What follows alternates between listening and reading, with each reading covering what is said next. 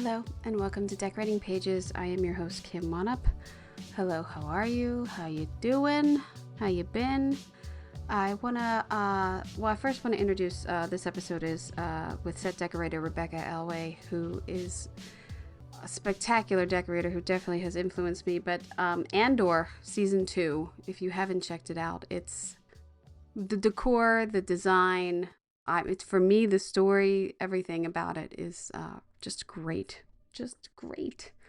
And I feel really lucky to have spoken to her about that, because if you have listened to this podcast, you know that deep down I'm a Star Wars freak. I don't know everything about it. I don't know anybody's name, but I love it. And that's my dream job, to one day do Star Wars. So I'm jealous that she got to do it. And 2 seasons, we get into it. 4 years, 2 seasons, unbelievable. Anyway, I would like to thank everyone who has reached out, and because as I shared last week, my father passed away, and so I just want to thank everyone who has had good wishes and well wishes for me and my family. I am catching up, because as you may know, I am a full-time mom of twins, and I'm working full-time and the podcast and some other cool things I'm actually going to talk about. My other little side job also a little in a minute. But if I have not answered your emails or DMs in the past couple weeks, I'm sorry. I will try to get to them soon. And thank you. Thank you again for your support through this time and always throughout the podcast. So I wanted to talk a little bit about, I have all these episodes clumped together for your consideration for the Emmys. And there are plenty past episodes that also are FYCs, especially like The Penguin or, I don't know, Dr. Odyssey or Man on the Inside. Those are all for your consideration. So if you're looking for a little behind the scenes before you cast your votes in June for the Emmys or the STSA Awards, you can always listen to the podcast or take a look at YouTube and look at the videos that I put out for the sets and the designer or decorator talking about them. So I thought I'd do a little Emmy spotlight and just talk about the Emmys for a minute. The Emmy Awards were first presented in 1949 and were created to honor excellence in television, originally focused in the Los Angeles market before expanding nationally. Over the years, the awards have grown to include dozens of categories, recognizing the artistry that shapes what we see on screen, including the absolutely crucial work of production designers and set decorators. Couldn't happen without a set, people. Couldn't happen. I don't care about blue screen, green screen bullshit. You need set dressing, you need someone to design what's going to go on there and everything. It still has to be designed. So since 1965, the Television Academy has presented awards for outstanding art direction, which in the past, I think it was 10 years, we changed the name of the award to production design, excellence in production design. These awards celebrate the vision and creativity behind the environments that define a show's tone and storytelling. Whether it's period pieces or contemporary or sci-fi or comedies or multicams, it's the production design that gives the characters the place to live, to develop their stories, and it helps the audience believe in the world of the storytelling. That's why we're here.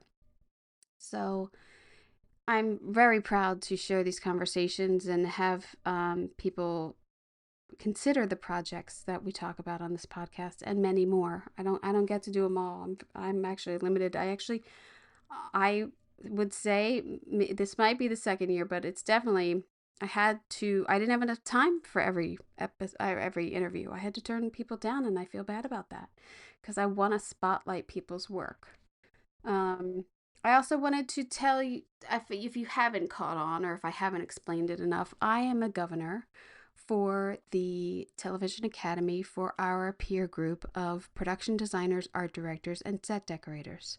Those are the only 3 titles that are in our division, our peer group. And it has changed throughout the years, but we are the only, we vote for our own peer group. No one else is voting for us. There have been years where we had that because of low voting numbers.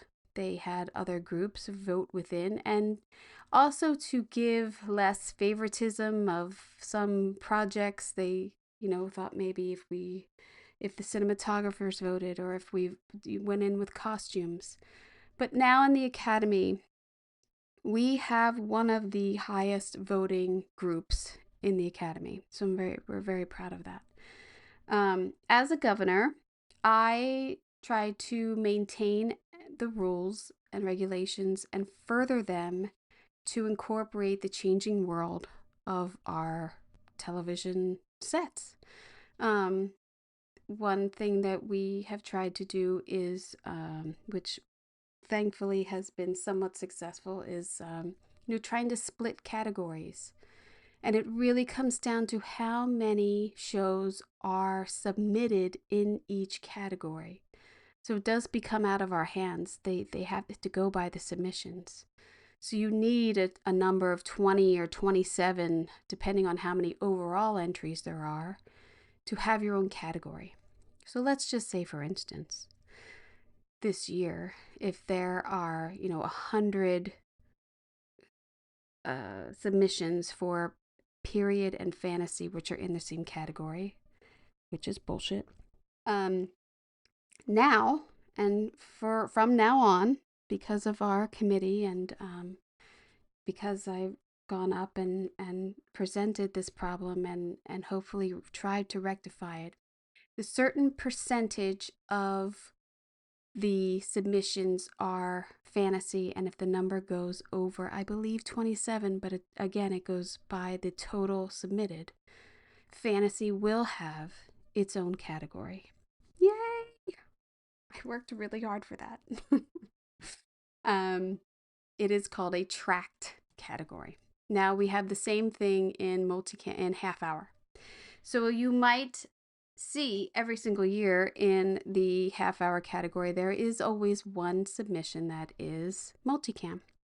This is because years ago, within the last 10, 12 years, I was on the committee when it happened, but because multicam was starting to get lost in the shuffle, and it's a very valuable, important part of our history in television and part of television today. There's still that 8 o'clock hour, the 9 o'clock start point, they're multicams usually. So they were starting to get shuffled up, and so we decided that to split.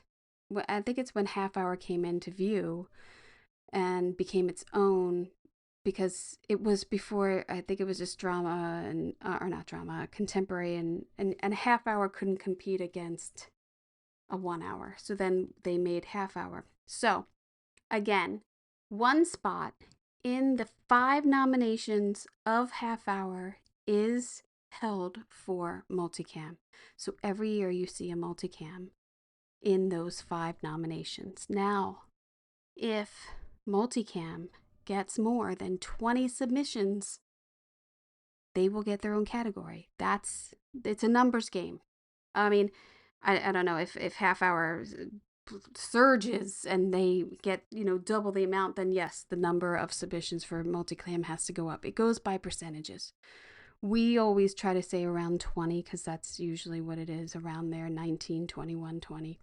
So the heartbreak is there really isn't, if you can believe it, and we really tried, there really isn't 20 multicams that would be eligible, because the other hard part is multicams have, kind of the home base. They have their home set, and maybe they only do little swing sets. And so your set count has to be 60% new sets. I know I'm rumbling on, but as a governor, these things have become very important to me. And I want all of our genres to be represented, not just by category, but I want them represented fairly. And so I've tried very hard to do that. When I started 2 years ago, my co-governor was James Yarnell. who is in Variety and is production designer in Variety. And right now, my partner for representing the production designer art director is Raf Leiden. And we work really hard. I mean, I talk to Raf basically every day. I talk to James almost every day. Like, it's something comes up, or, we've tried to integrate the designer drinks and for our peer group to get together more throughout the year, or we've had a brunch with the executives, like just trying to branch out with other groups, just trying to mingle and talk to other people. So as a governor, it's two 2-year terms, and after the second year you have to run again, and I did win, so I'm in my third year, and I will term out next year. And it's been awesome. I loved it. I mean, I love having this. It's like another job. It was really like having another job when the strike hit, and it was my first year, and I thought, oh my God, how am I going to do this when I actually have work? But you get through it, and I'm very honored to be a governor, and I'm very proud of it, and I take it really seriously. So because I love it. I love TV. I love it. I love it. I love it. I love it. And we've always said anyone who had questions with their submissions, or, we've put out emails, just, ring us up or email us, and we're always here to help. So, yeah. So that's it. And we have a committee of 5 set decorators, 5 production designer, art directors, and then some subs in and out. But we try to represent variety, multicam, 1 hour period, or 1 hour, half hour. Um, they we just try to represent everyone on the peer group executive committee, as we name, that's the name of it, PGEC. That really rolls off the tongue, but that's it. So there you go. There's my little Emmy spew. And that's what I do as an Emmy governor. So yeah. But you want to get back to this episode? Why you actually tuned in? Should we do that? That sounds good. Okay, here we go. On this episode, I was absolutely thrilled to get this opportunity to speak with set decorator Rebecca Alleway, whose stunning work on Andor season 2 and 1 is just extraordinary to me. It's unbelievable the amount that they had to produce and get together for episodic television. And it's like I always say now, it's not like we're doing TV anymore. We're doing little films, and our bar is so high. It's so hard to award just one show, one pair of designer, decorator, art director. It's really hard.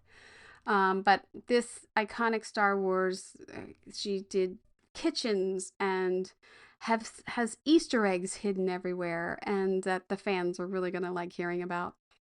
She tells us about the creative process that she has. We talk about her love for set decorating and the challenges of fabricating nearly every single piece of furniture on screen, and bringing that Star Wars design language to life. So if you are a Star Wars fan, like me, you are going to like this one. And again, I have all of the pictures that we're talking about, all the set photos on the YouTube channel, and I release little clips on Instagram and TikTok. So I hope you enjoy.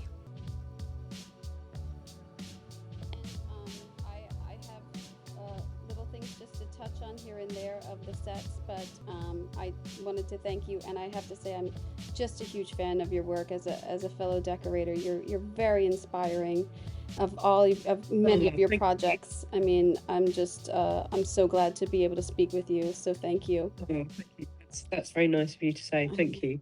I have no idea how you take over these massive projects. I mean, it's with Andor, you had 2 seasons. Did you go from season 1 right into 2?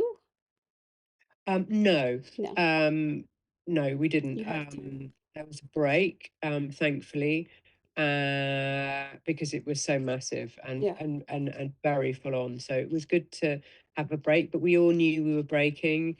and roughly when the next one was going to come back. So I sort of made sure that I did a film project in between, and that it Nice. finished when season two started again, because I really did not want anyone else to do season two. It season one and Andor, and working with Luke and Tony and the actors and the whole project was such an amazing experience. I was like absolutely, Right. I would have not worked and waited, but Right. luckily I got a film that fitted in between. So yes, I had a break and I couldn't wait to start season two again. Oh, that's awesome. I can imagine wanting a break, but like you said, like not giving up too much. Like it's always kind of on your No, mind no, as no, as no. we Was excited. yeah. Yeah, excited to come back, Yeah. and and after learning so much on season one as well, and understanding the characters and the Star Wars world, we just dived straight back in it when we started again. So it's a huge advantage. When you're replicating things from the some of the original films, are you just deep diving every day into the and watch rewatching like rewatching Star Wars a million times? Is it that or is this new? Is this like we'll make it what we want. Which I don't think you do No, because there's too many Star no, Wars not freaks. no, Yeah. no, not at all. I mean, the the the thing about Star Wars is, unless you respect its parameters and what it's about and understand what's been before, then you're going to miss, m- you have we have to you have to really understand what Star Wars is and the language, the design language of Star Wars. Yeah. And on one, I really got to grips with it, and I still had to continue on two. But luckily, I had really got to grips with it on one. So always been a Star Wars fan, have sons, husband, brother. So I kind of had an advantage that I've always been surrounded by Star Wars and Star Wars books and Star Wars Lego. So I Right. kind of understood the world anyway. Um, but no, the fantastic thing about Lucasfilms is they have an amazing archive as Right. well. So it's all accessible. So I continually um, cross reference and go back. And that's also, I think, the amazing thing is that it's that a lot of stuff we designed from scratch, Yeah. but also we're paying homage to shapes and designs, even if we're not using something physically that was used before. So, yeah, very much tried to design something fresh with Luke.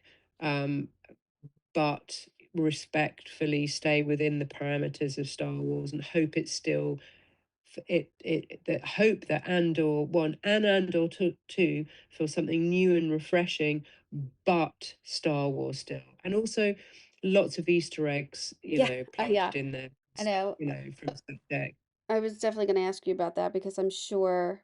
I mean, I'm a Star Wars fan. I did a movie about Star Wars fans, which was so Oh, much did fun. you? Which was so much fun, and I we could not have done that film without Star Wars fans helping us do it, like costumes and like set piece, like blasters and reproductions and stuff and everything, because it was a smaller film, but. I I hear you of like the Easter egg in a Star Wars film is huge. Like Yeah, the yeah, and it'll be appreciated. yeah. Oh You know, yeah. things Yeah, I mean, things that, we put, there's something called an evil barrel that is kind of like a dustbin turned upside down and painted, that was in the Empire and was used throughout Star Wars. And, this the fans are going to know what they are. Right. And so, I put those in the hangar, in the, Right. the first set we did when Cassian stole the It's still TIE fighter, right. so I put those really iconic shapes back into that, but then really subtle Easter eggs as well, whether it's shapes or reusing something or changing it, or for the ships, when we did Luthen's ship, I know that back in the day they used orange squeezers and sprayed them up and made them into light. So we did lemon squeezers, and everything Right. was alike. everything was always rifting back to what Star Wars is, the original Star Wars, and obviously, and then leading into Rogue One. But Yeah. yeah, very How much so. how much prep time did you have for between seasons for this? Um, like 6 months, 6 months. but it was longer because the actors strike, so I Well, continued to work. right. And also what was great is we'd already established this kind of Andor language, my relationship with Luke. We were kind of, he'd go off architecturally, I'd go off set deck wise, and we'd both come back and join in the middle, and it just worked because we kind of had nailed our language together. We'd discuss the world, and characters and textures, and then he'd go off and design um, this amazing Gorman world, and I'd kind of brought reference of all my set deck things, from furniture to Hmm. lights to shop, and just what was amazing is that he had an understanding that I needed to be at the same speed as him. So Right. I couldn't, we did it together because it took as long to manufacture and design all the furniture and all the set deck elements as it did the construction. So we had to evolve it together, which was really exciting and bouncing ideas. Did you, I mean, I know this, but you had to make everything almost. I Yeah, mean, you had to yeah. I make mean, everything. I'd say 85% was I mood board concept. I had 5 concept artists just in set deck, huge amounts of, I think in season 2, set deck alone produced over 500 drawings. Wow. Wow. Yeah, and that That's 500 drawings we had to concept, draw, and then manufacture.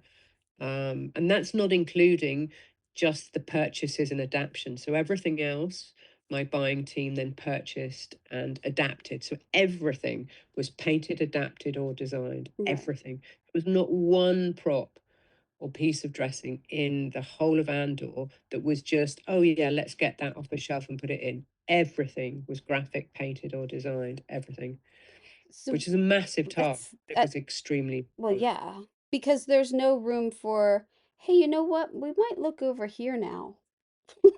Like, there's no room for we want them to be at a table instead of the walk and talk.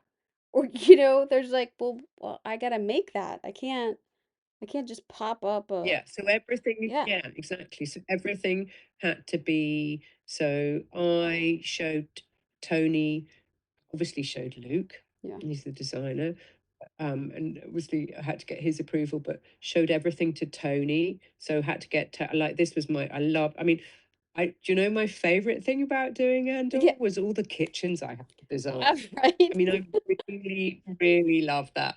So this was obviously the safe house kitchen. Yeah. Um, and what was great is compared that then with Dedra's kitchen, and then compare that to Cyril's mum's, Oh wait, I have you it. know, on, What? I have the oh yeah, and Dedra's kitchen. yeah. And I kind of found some really cool 1960s. Yeah. So Yes. that This is that was, so they were my 3 favorite sets to do as far as set deck, because of designing the kitchens. And ugh. you can see in the back of shot here, I mean, you can't see the rest of the kitchen. It was very cool, Mm. but this is rifted from I kind of took inspiration from a Ralph McQuarrie, so an original Star Wars set, and a sketch that he'd done, and then kind of built on it. So everything I took the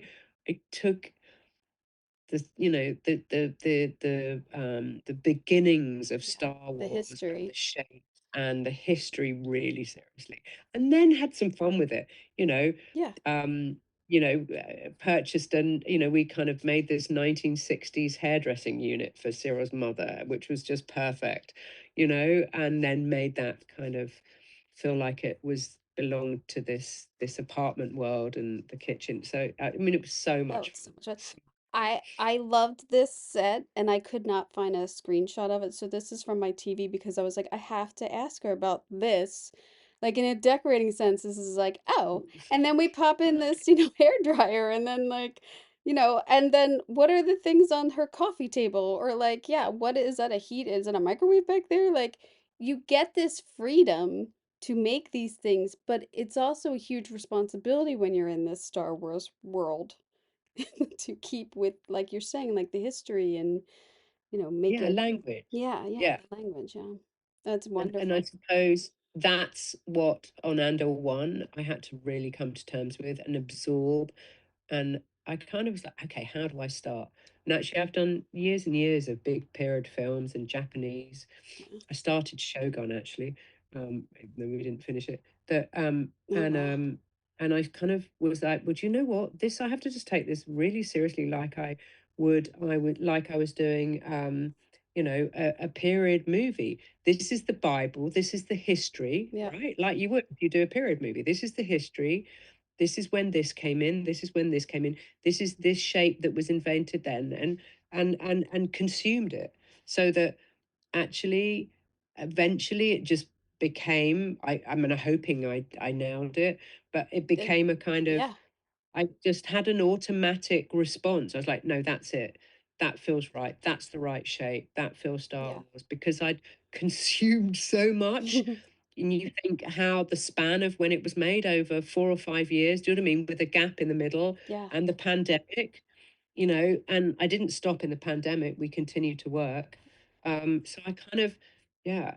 And so I think that's what was amazing about season two. I'd kind of nailed it and then had this confidence moving yeah, forward that even though we obviously are trying to do something a bit different because it's very character led, yeah, that sort of I kind of knew when something still felt within the parameters, or in an instinct to keep within the parameters of Star Wars and shapes, like, the shapes and the tech. I mean, tech was a big thing. We designed so much tech to go into the walls and yeah. So many buttons and the lights and yeah, I mean, we had a knobs. serious, yeah, this the set we had a serious practical spark.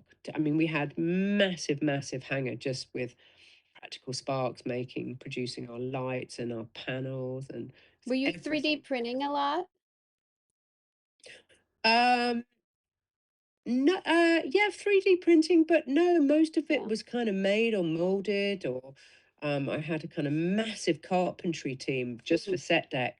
So they made that counter, then we'd mold on top. And so we had my carpentry team did massive amounts, as well as then the prop makers. Yeah. So because we produced so much furniture, we were like, yeah, producing a lot of stuff out of, MDF, as well as Mhm. molding it, as well as you it. So it was a real combination of everything. There was so much stuff that we kind of had to spread the joy, if that makes sense. Yeah, yeah. I mean, it was such a massive, massive So team of people. you have so many sets. Like I know that I mean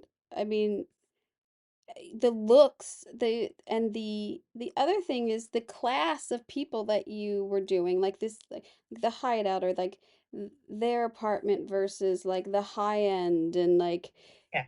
but Yeah. still threading it all together in the design is so masterful to me and making it all like work together, not with just the designer but the decor all works together. Like you can see like they're trying their best to have what the other people have when they used to have the apartment or anything. Like it's beautiful. Yeah, and I think that's what the gift of Andor and that's why there'll probably never be another project like it, because actually it it goes into so many different Yeah, worlds. I think yeah. there's no other, I mean, I'm working on a project at the moment and we're going into different worlds, but there's still not the diversity Mm-hmm. of worlds and characters and levels. Even if we were in Coruscant, we were in different parts of Coruscant. Yeah. And even when I designed a console, I suppose, okay, So the really important thing I realized was that there had to be a kind of everything. If it was a kitchen, we had to know what the kind of lower end Right. apartment were doing, and then what the higher end. So in a way, there was already a kind of one had to be aware of visions ahead of time. So you didn't want to kind of Right. you didn't want to kind of repeat yourself. So you're like, okay, so if this is high end, this will be the lower end. And that's the same with all the consoles as well. Right. I kind of, I did so many consoles. Mm. Um, and from Cyril's office with all the green Oh, wait, uh, I have a yeah. picture of that. That is uh, also my favorite. I mean, I'm gonna get to these oh, sofas. Mom Mamas. The wedding. I have to talk to you about this shop is So gorgeous. great. I know Hey, you can have I so many sets. I'm so get sorry. hold of these photographs? Oh, yeah, Cyril's office. Oh, So, this is magnificent. um, so so these consoles, um, were inspired by something I found in the 60s Hmm. and all the consoles down below. And actually, we used a similar design in season one, but it was from the Empire. Oh, And the so what I white. did, they were black. Oh, they were black. They were black. And so what I did, and they were really slick. And there's a big scene with Cyril walking down the ramp, and they're all the workers working at Oh them, and yeah, they yeah, were they were imperial yeah. and Right. so I then was like, okay, so this is kind of the Gorman version. Hmm. And so I rounded them and changed them and brought the Gorman colors because Luke and I always had a really clear palette of tech. So every world we worked through, we had a very clear palette. So it was very different. Each world had a clear palette and color. I mean, both of us had worked in a very similar way, and we never disagreed. But there was, you know, he'd have a clear palette, I'd then have a palette, and we sort of stuck to that, if that makes sense. So Yes. it's really clear what world you're in Right. because it feels it enhances the palette and the style and the homage. This is obviously kind of homage to Star Wars, very European feel. Um, and so it was about Gorman. We can't know where the Gorman green from, but Gorman had a color which was a Gorman green, and then it was marble, a bit like Italy, and then it was Mm. French, and then and it had a very clear, to us anyway, Oh a yeah. really by a really clear style, and Luke found some amazing textures, and I mean, I can't obviously I love that take coat any rack. I love. credit for the ceiling. I mean, Oh, he the did an ceiling. Yeah. amazing job of that set. The ceiling looked just amazing. He's a really clever designer, and it was a kind of joy. We just worked so well together. Yeah. We'd always I think that we both enhanced each other's work, if that makes sense. Oh yeah. I think too with the in a design world of Star Wars, there are when you look back to the originals even there's those simple shapes, but the repetition of the simple shapes that brings that design to life so much. And even in here with his shapes that he has on the glass or on the wall, but then they're bigger for the glass to walk through, and then it's on the ceiling, and then you taking off of that and those shapes and everything and making your consoles. It's just so collaborative and Yeah, so and the colors cohesive. and the style. Yeah, exactly. And Yeah. in fact, that's exactly what it is. In every set that we did, we knew what the textures and the colors were.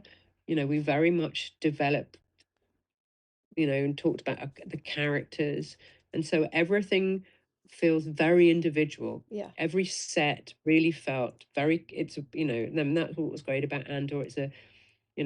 Tony writes a hugely character base. The actors.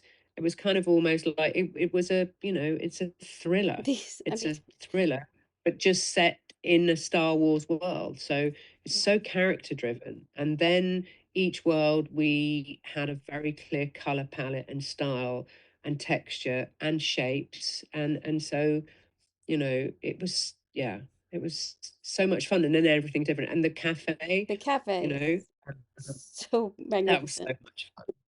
This scene, even with the just the design of the window and everything, and I mean how it all comes together so beautifully. It's like I can't. It's like a little French cafe I want to go to, have a little coffee, some Yeah. croissant. Like And it's and beautiful. things like everything in there was made. Oh yeah, Everything in look there at was this. That's you know, incredible. Yeah. and this, I mean, what's funny is this is kind of like all the coffee machines, um, you know, like I'd take a shape of a really old style of something, and then we'd add pipes, and you know, it kind of felt like a kind of weird cat, you know, they call it calf in Star Wars, I think. Mm, Um, Tony did anyway, you know, like a really mad old coffee machine, but it kind of also is meant to feel Star Wars. So you kind of recognize it, but it yeah. feels Star Wars. You Yeah. recognize it as a something in the real world, but it kind of has a Star Wars twist to it. Yeah, it almost looks like That's an kind of android. I mean, really, it could be like a little android sitting there. I yeah, don't know. no, that's what I mean. But Yeah. even though we know though that's what it's meant to be, you know what I mean? It's Yeah. still so yeah, it was really important down to every plate, coffee machine, chair, table, console, bed, kitchen counter, pan, that everything was well considered. Everything had to have a certain shape that felt Star Wars, a certain shape that embodied that world, and a certain color or texture. So, I mean, you know, it was all style to an inch of its life. Yeah. Every set, every set. How did you have all the scripts for season 2? No, No. we didn't. Okay.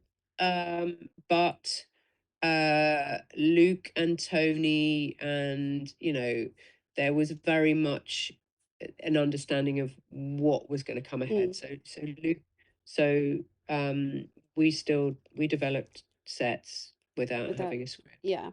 Yeah, that's I how mean, we they are. had a That's a great lot of us relationship and work bounced now. back and forth. Yeah, and I mean things like I was saying earlier actually that the wedding, the Oh, last day of the shoot, on Andor 1, Tony was being passed around on the iPad because he wasn't there in person. And he said, "Thanks, Rebecca. Amazing work. So great working with you." And he went, "There's a wedding in the next one." And that's all he said. And I was like, "Oh," oh, and I was like, "Oh my God." So I knew. So I knew as the last day of shoot at the end that there was going to wow. be a wedding because that's the last thing he said. So I was like, okay, no one else is going to set decorate that wedding. You know, I was Oh, like, I knew who was married. I was like, oh my God. So he kind of knew how to get me back. And interestingly, the chandeliers, I don't know if you recognize, I used those in the embassy. oh, I Yeah. didn't So realize. there were massive, They're massive huge. chandeliers from Oh, the embassy in season one. I mean, I they were didn't really realize. a big, big feature. And so, I mean, so I've used them for this too. Anyway, they were massive. Did you, They were, because I they know were that like, you yeah, also go on. redid the sofa, right? I read that you redid this sofa for season 2. It's the same. Was it the same one? I thought I read that Yeah, where somewhere. did you know that? Yes, I did. Yeah. Yes, absolutely. Uh, yeah, because it meant that it felt like it was very much in Mon Mothma's world, Yeah. and Oh, and also and also, can I be really truthful? The time was really tight, right. so it meant that we had to, you know, if we separated it, changed it a bit, I made it feel like it was her office, changed the colors because it's in a different you know, that's her embassy and this was her office, and yeah, it worked, And there's right? the chandelier. Oh Because yeah. you I mean, also I wouldn't have I read it in another article. So that when I was looking for pictures, did you? that's the only way I I knew. don't I didn't ever I don't remember ever telling anyone Oh. that. I wonder what article that was. Oh, How funny. but yeah. Um, yes. So that just worked really well, and that was a sort of, yeah, that was a It's quick fix, and but changed it. So there yeah. was then, her kind of Coruscant work, embassy feel, and again, every glass and every decanter Yeah. and every tray kind of, considered. And look, you can see the chandelier Oh, in yeah, that. that's right. You can see it. Yeah, I mean, so that's you're not running out to IKEA for some glasses. I mean, it's like no. No. And those glasses, again, the buyers were amazing. And my buying team, Karina and Helen, um, uh, my main team, they'd worked on Star Wars before, Mm, and they kind of understood the language, and they also understood my style. And, we'd really, we'd really hunt, yeah. and search for the right item and the right fabric and the Yeah. right color and the right this for everything. We really kind of poured our hearts into it, if that makes sense. Oh, So that yeah. everything, when you put it all together, it just kind of sat. And you're like, yeah, that's my Martha's office. That just feels. The glasses were reeded and had a certain quality about them. And again, shapes. Yeah. There was no plain glass. There was no plain glass in sight. Yeah. Everything had a kind of what I saw as a Star Wars style or shape. Hmm. What was the inspiration for the wedding though? I mean, that girl's dress was like phenomenal, but I mean, the florals and the gathering part of the round tables and I mean, when it was lit and Well, everything is unbelievable. um, I did. I mean, I have a really amazing researcher, and we just did a big. I don't, it's really hard to know. We just went we'd kind of start and we just dive in different directions, but I just looked went into weddings, Mm, and but and just do you know what, I can't, there were various references that I saw, and I just thought that's really beautiful. And there was a reference I found of a table with organic kind of olive clouds above, and it just looked beautiful. mm-hmm. And it felt ethereal, relevant to the Chandrilan culture, um, and the same with all the flowers and everything that was designed.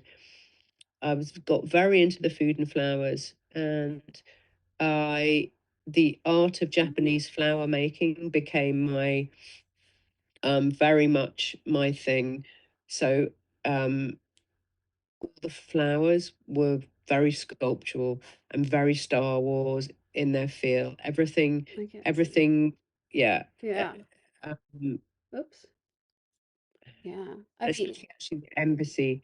So it and the ones at the back on the pedestal. So everything oh yeah. Oh, the was back. kind of sculptural and a little bit Japanesey, going back to kind of George Lucas's. You know, there are lots of references to Japan with Mm-hmm. Yeah, George. this So we especially. kind of, This and yeah, and again, I found this amazing reference, and I then just kind of developed that with the ring of flowers, and just thought, look, it looked really beautiful. yeah. And uh and Luke designed this amazing set on a on the round, and it kind of we both kind of came together with it, and it all worked, if that makes No, sense. it's beautiful. So yeah, And they do their dance in there. It's really beautiful. Really beautiful. yeah, yeah, and it's kind of, this was all meant to be stooped with tradition, and Yeah. you know yeah, and a kind of really interesting cultural, um yeah, There's a traditions of okay. brilliant. There's a wonderful which I didn't have, but there's a wonderful like I don't know if it's like a trumpet or like the instruments that these three people are playing while they're doing like Oh, the yeah. first Oh, dance yeah. is Yeah. so fantastic. And I took a screenshot, and I hate using screenshots because I feel like it doesn't always look good, but I was like, I have to ask about that. Like that, like, just as you were saying before, like coming up with everything, but designing new instruments is, I would think, rough. Like I think like that's like Yeah, but I think that, I mean, and that's also, yeah, the props team. And I think yeah. also um uh, Tony was quite clear about the type of music. So the kind of Mm, instruments developed from the kind of type of music that he knew that he wanted. And also one of the instruments we used in season one and we changed it. mm, Jesus. There was a little bit of kind of borrowing from season one and changing it up. So one of the instruments is a kind of a remake of something we used in season one. And we kind of, but if you go dive into all the different Star Wars and you look at all their mad instruments, it was kind of like it's a homage to that, right? Yeah. Oh, definitely. The In the a large sort of scene. more, in a more sophisticated wedding chandrillion, star. I love that scene with him just lying on the Um, bed. his character was fantastic, and the abrupt ending to him was really like, what? What? Kind of like Yeah, I felt very unexpected, and lends to, I think, how great this show is. Like, I didn't really expect that whole episode, the like the massacre, there's a call like the big fight scene and everything was so good, and I'm sure so had to be so involved with set deck and like things falling over and how many takes, and there's so much that goes into like fight scenes and choreography and yeah, and ma- rehearsal after rehearsal, yeah, and it's and Tony was very involved with that too, and all the different directors, remember, because it wasn't just, right. because it's a series, so we had, yeah, all the different directors coming in and doing different parts, and um yeah, and there were many, we did many, plotted many plans, there were many rehearsals, it was, yeah, a lot of work went Yeah, into it I know. from all departments, yeah. This this to me, I love this scene, but I draw attention to the bed cover and So, your decision,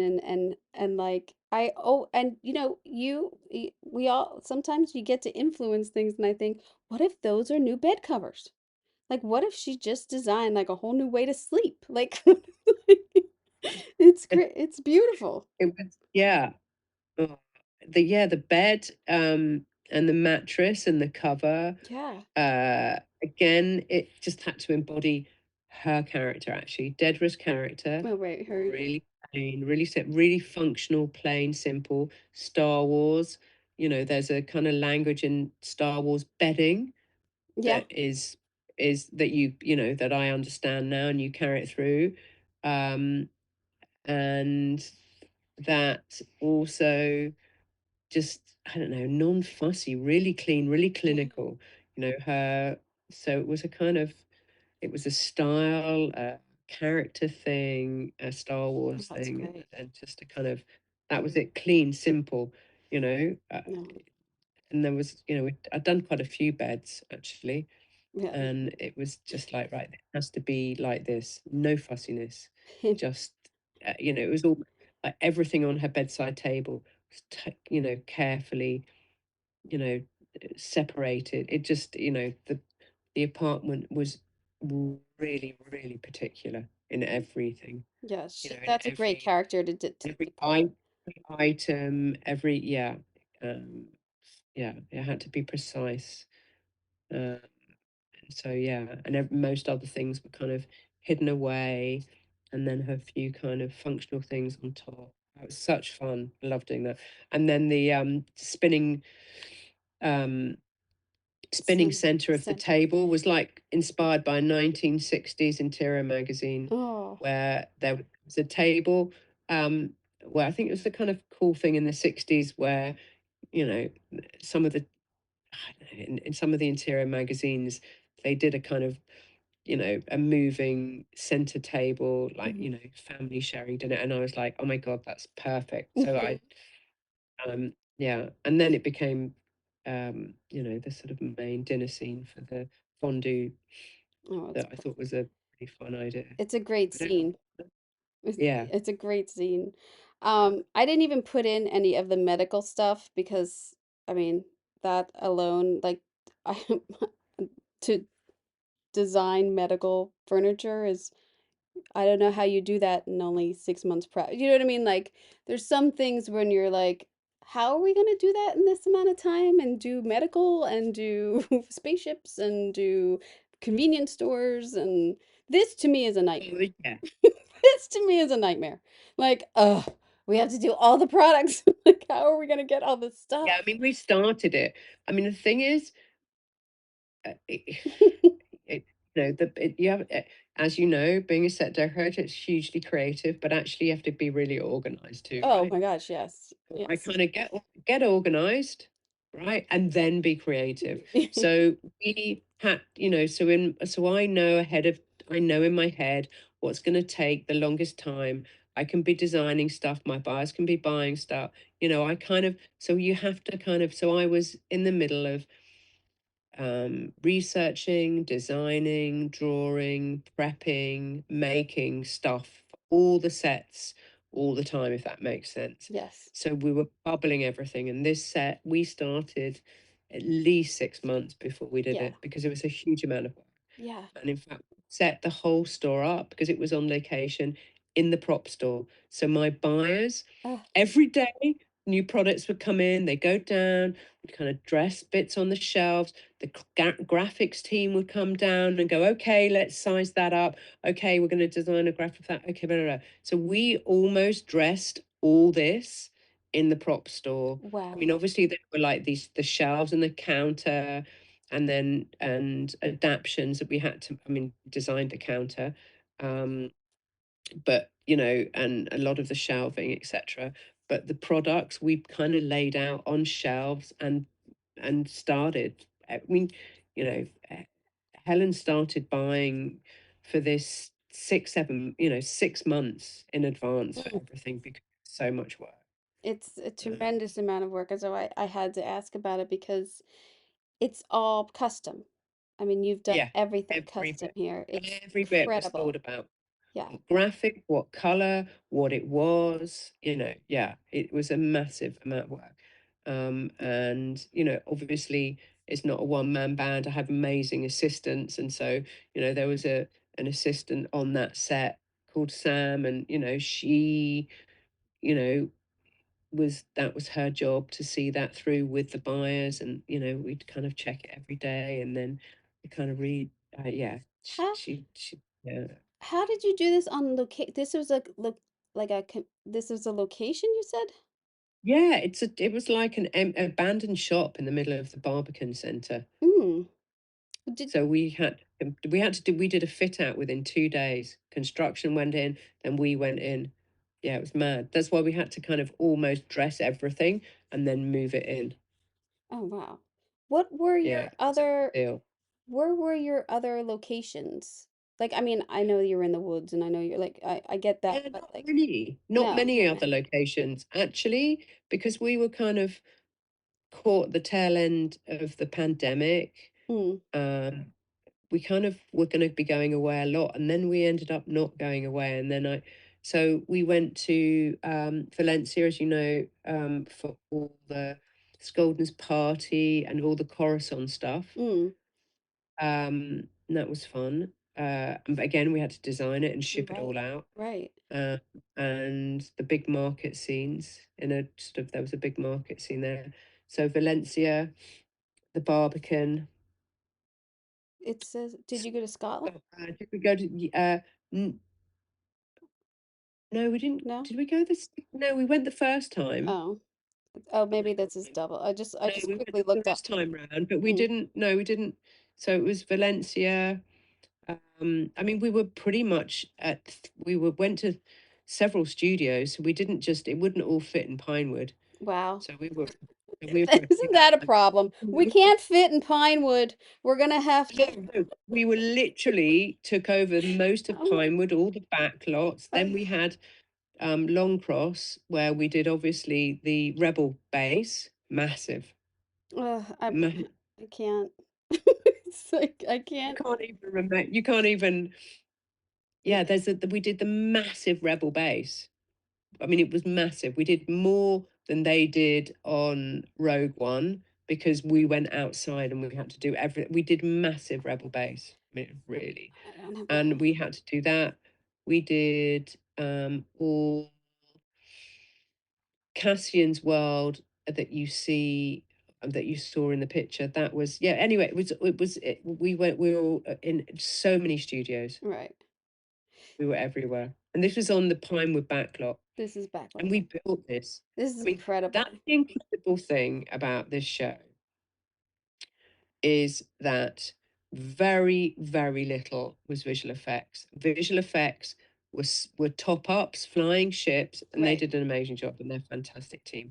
But Luke wanted to build everything, and he did. And this was such an impressive set. Oh my gosh, yeah. I mean, I mean I this. mean, there's no CGI in sight, or a little bit at the sides, That's etc. an I mean, yeah. and this was composite sets. We walked into that building, went up to Sarah's office, all the shops. I don't I mean, I don't I think it's I mean in a bigger conversation, it's unfair that this is television because you did 12 movies. You did 12 yeah, no, I movies. agree. No, It, I agree. But it's and also I would love great. to It's see also more great that films. it's television, but it's also like, oh my God, we did all that. But it's actually better to, I think, too, because you got to do 12 hours in a sense. You know what I mean? It Yeah, wasn't yeah. condensed to So 2 hours. done this. We couldn't No. have done this. We couldn't have. We couldn't have done so many sets. We couldn't have dived into character as much. Um, we got to do more than you do on a movie Yeah. because you had so much more screen time. It is a shame the sets were so big and so impressive that you don't get to see it on a big screen. I mean, I saw the screening. We saw the first three episodes on a big screen. Hmm. And That's funny. you go, oh my God, it's a shame the rest isn't. But we all worked in film. Yeah. I've worked, this is the first TV show I've done, apart from something like a million years ago. And So I work in film. So we all are filmmakers. So it was about a vision, and it didn't matter whether it was being seen on telly. We yeah. all were just driven by our vision, our vision.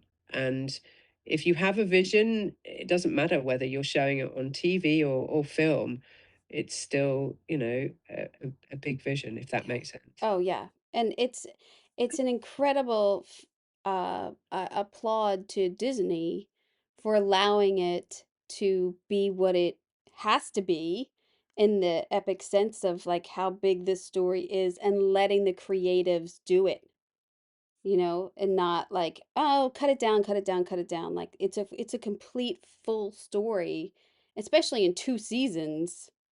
I mean, Yeah, it's a absolutely. huge Yeah, story. yeah. And I think that's to the detriment. I mean, think that's not a detriment. That's to that basically that's thanks to Tony, Mm. and also Tony had an amazing relationship with Luke and obviously Zan, the producer. Everyone kind of fought their corner and believed in it.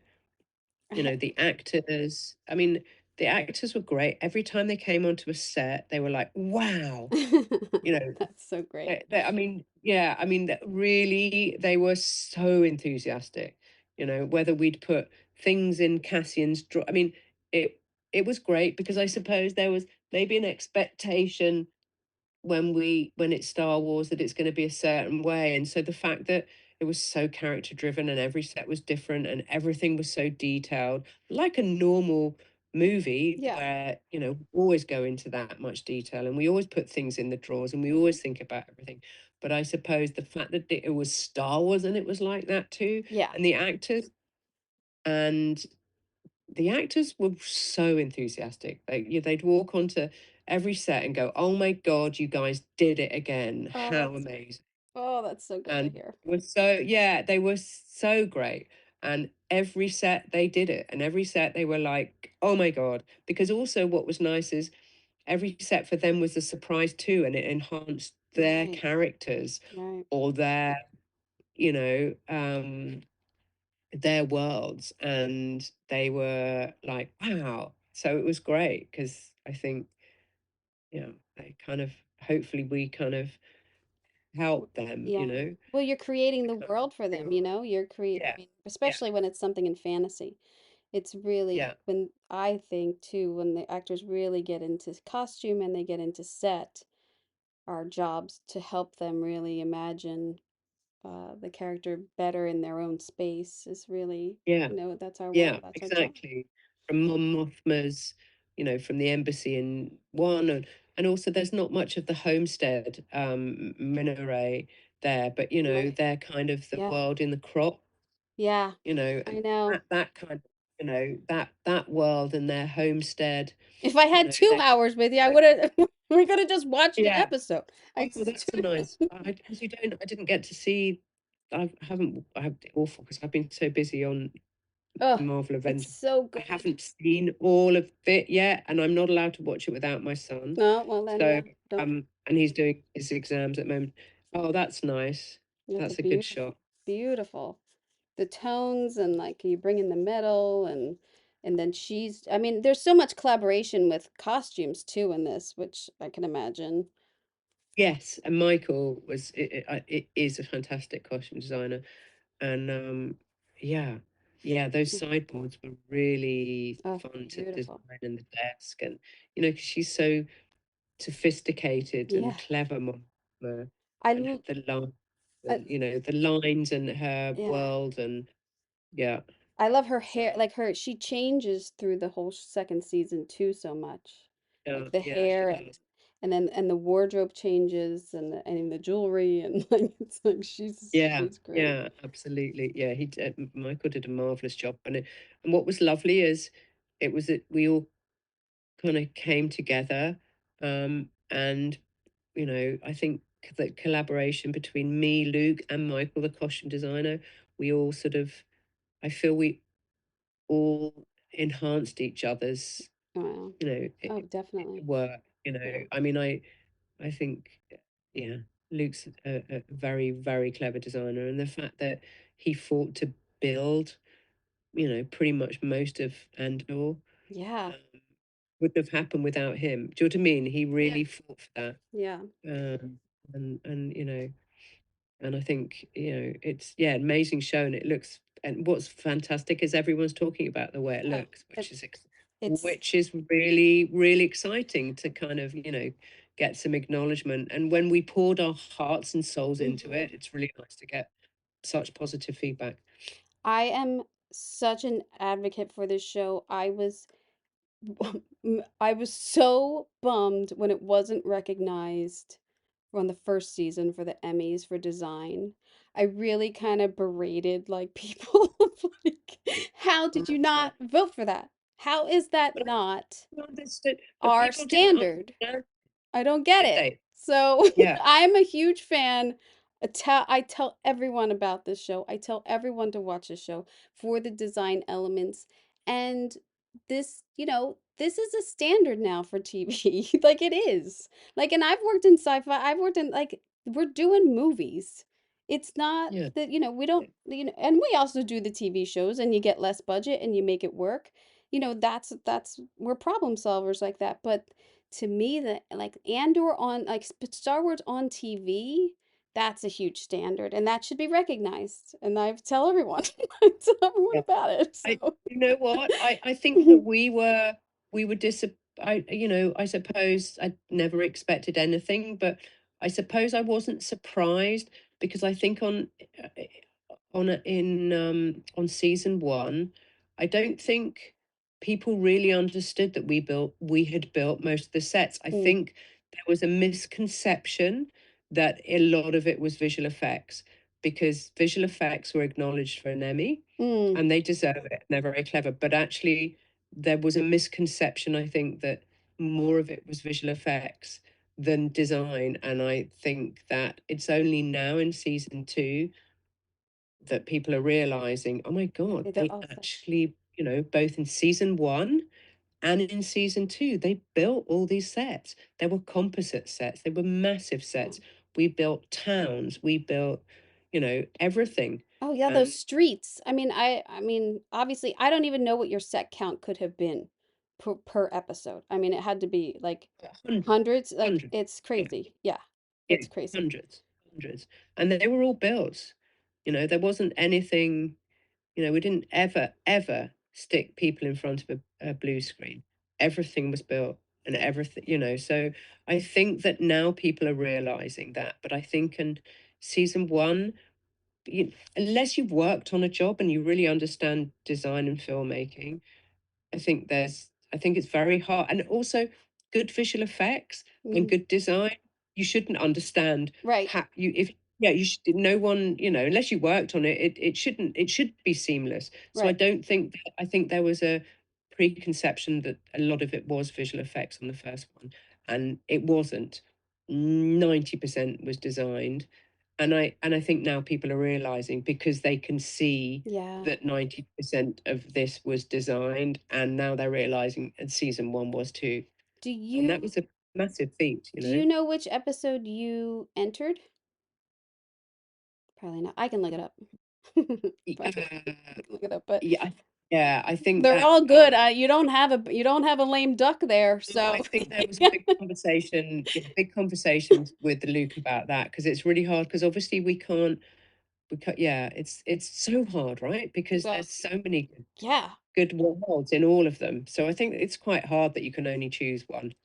It's also hard because I am also thinking as a decorator, like you didn't have sets to go back to, like, oh, thank God they're in the lab, or they're back on the spaceship, like, oh, we got a couple days breather, like they're back on this, like, because the story progresses so much, they kept moving and they kept going on, and like barely did you have Yeah, like sets to yeah. go back to, No. which Tony keeps us wrote like sane. a thriller. Re- Tony wrote it like a contemporary thriller, where we were bouncing from location to location. Right. We were building sets and designing everything and furniture. Yeah. I mean, we did go back to Luthen's gallery. Yes, I know. I was gonna show that, but I thought, well, that's from season one. I don't wanna. I wanted to show all the new stuff, but Yeah. that's a So beautiful set. that was a real joy to do, actually. That was one of my favorites of season 1. Oh, it's That great. yeah, so we did go back to Luthen ship, the gallery. So there was a little breath, but not much. Pretty much everything was new. I know it's late for you. I'm sorry. It was such a joy No, it's so nice such a joy to talk to you. You have no idea. no, it's so nice to be able to talk about it, because it really has been today. I've done lots of different things, but today it still is my favorite thing I've ever worked on. Oh, that's Acting, designing. It was a real Andor family. Mhm. And it was such a joy to work with Luke as a collaborator. We made a brilliant team, and it was, with Tony's writing, it was a special project, and I think it's going to be hard to beat. Yeah, like you said, like it's a part of your life. You've spent like 4 years on this. It becomes a part of your life, Yeah, and it yeah, becomes yeah, you become a family. It's really yeah, it's a special project. yeah, exactly. Yeah, exactly. Just a huge thank you to Rebecca for joining me. It was such a delight to speak with her and connect with her. Her insight and just sharing about the creativity of bringing a Star Wars project to life. I'm just in awe of Andor. And I said it last year, I cannot believe it was not nominated. I really hope that it's recognized this year. So yeah, you can stream it all on Disney Plus. Seriously, go watch it with some fresh eyes after listening to this, and tell me what you think. If you enjoyed this episode, be sure to check out on the YouTube and TikTok and Instagram, because I have all these little videos. I just want you to check out what we're talking about, because that was always the dream of this podcast, that it be visual. So, coming up on Thursday, so just 2 little days you gotta wait, I have Yellow Jackets, Margot Reddy, production designer. Next week, we have Hacks and I think The Studio. Gotta get that. And then Severance and Dexter and Mid-Century Modern and Matlock. So jam-packed, people. You have a great couple weeks coming up. So they're dropping every Tuesday and Thursday, so make sure you are subscribed so you don't miss a thing. I'm Kim Wannop for Decorating Pages. I hope you got an earful.